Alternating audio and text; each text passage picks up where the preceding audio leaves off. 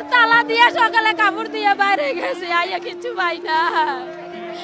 আমি গোসল কইরা কাপড় চোপড় ধুয়ে গেছি, ঘরের কোনো মাল সামান আমি সরাইতে পারি নাই।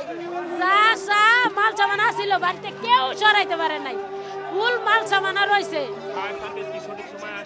ফায়ার সার্ভিস আইছে, একটু দেরি হয়েছে। ওইদিক থেকে আমি ছিলাম না, আমি বাড়িয়ে গেছি, তালা মেরা ধুয়ে গেছি, চাবি পকেটে রয়েছে এখনো। বড় আসলাম আমি 2 মিনিটের মধ্যে আগুন করছে নাই বললো, ও নাই আমি ঘরের মধ্যে আবার বললাম কি করে আগুন লাগছে রে বলতে পারি। এই যে রাস্তা বাড়ি আছে সব আগুন আমরা লাগিয়ে থাকা ধোয়া দেখে দৌড়ে এসে দেখি এই জায়গাটা মানে পুরো ধাও করতেছে, পানির দিয়ে কোনো উপায় নেই। এটা আপনার ঠিক 4টার দিক দিয়ে শুরু হয়েছে, 4টা 4:30 দিক দিয়ে শুরু হয়েছে। আর এখন মন্ত এইখান থেকে লাগার পর এই জায়গার জন্য বাইরে লাগছে, তখন আমরা বাড়ি ভাঙা শুরু করছি। ওই পাশে না লাগে, ভাঙার পরে পানির তো নাই, অপশন নাই। পানির যেটুকু আছে এটুকু দেওয়া হইতেছে, তার প্লাস বাড়িও ভাঙা হইতেছে। আর কিছু কিছু লোক আছে সুবিধা খুঁজতেছে, দুমদাম করে জ্বলতেছে, কিন্তু আগুনের পানির জন্য আমরা নিভাতে পারলাম না। এরপরে এই সাইড ভাঙা শুরু করলাম, ভাঙতেছি কিন্তু ওই সাইডে ভাঙছি, কিন্তু আগুন তো আমরা নিভাইতে পারি না। হ্যাঁ, গাড়ি আটকে গেছে, কিন্তু ফায়ার সার্ভিসের কোনো দোষ নাই, দোষ হচ্ছে রাস্তার, আসতে পারে না। যখনই ফায়ার সার্ভিস আইছে পরে আমরা এই নিয়ন্ত্রণটা আসছে, পানির জন্য আমরা পারি না ই করতে।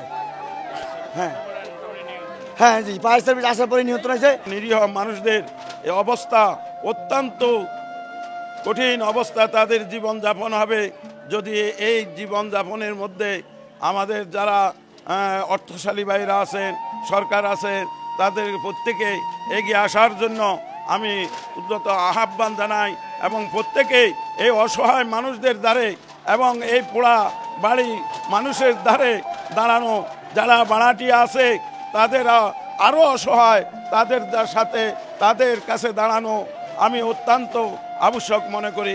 নাম মেম্বার ওনার গ্রামের মেম্বার কি করতো তো নাম মেম্বার তো ওখানে মানে আমি যে জায়গায় খাড়া দিচ্ছি ওনার বাসায় এইটাই ওনার বাসা। এখান থেকে আগুনটা লাগার পরে এখান থেকে ছড়ে গেছে আগুনটা।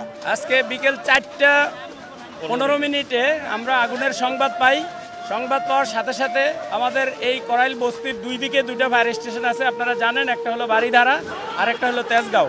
সাথে সাথে 2টা স্টেশনের 5টা ইউনিট রওনা করে আগুন নির্বাপনের উদ্দেশ্যে।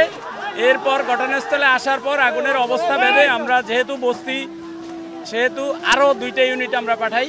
তো মোট 7টা ইউনিট এখানে আসে এবং দ্রুততার সাথে তারা কাজ করে আগুনটাকে মোটামুটি কনফাইন করে ফেলে।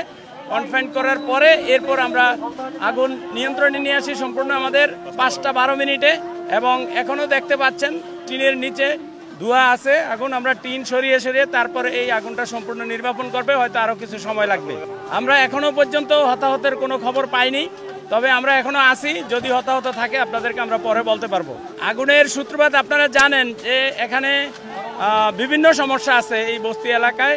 বৈদ্যুতিক কেবলের সমস্যা থাকতে পারে, রান্না থেকে হইতে পারে, বাট এখনও আমরা আগুন নিভাচ্ছি। আগুন নির্বাপনের পর আমরা আগুনের কারণ এবং ক্ষয়ক্ষতিটা হয়তো বলতে পারবো আপনাদের। ফায়ার সার্ভিসের গাড়ি ঢুকতে ব্যাক পেতে হচ্ছে অবশ্যই। আপনারাও যে রাস্তায় এসেছেন আমাদের বড় বড় গাড়িগুলো নিয়ে আমরা ওই রাস্তা দিয়ে এসেছি, সুতরাং এটা এই সমস্ত বস্তি এলাকায় এটা থাকবে এবং এটা আমাদের একটা সমস্যার কারণ গাড়ি যদি স্মুথলি আসতে না পারে তাইলে কিন্তু রাস্তায় দেরি হবে। আমরা গাড়ি রাস্তায় রেখে আমরা পোর্টেবল পাম্প হাতে নিয়ে আমরা কিন্তু পানির যেখানে উৎস লেক, সেই লেকের মধ্যে আমাদের পাম্প বসিয়েছি।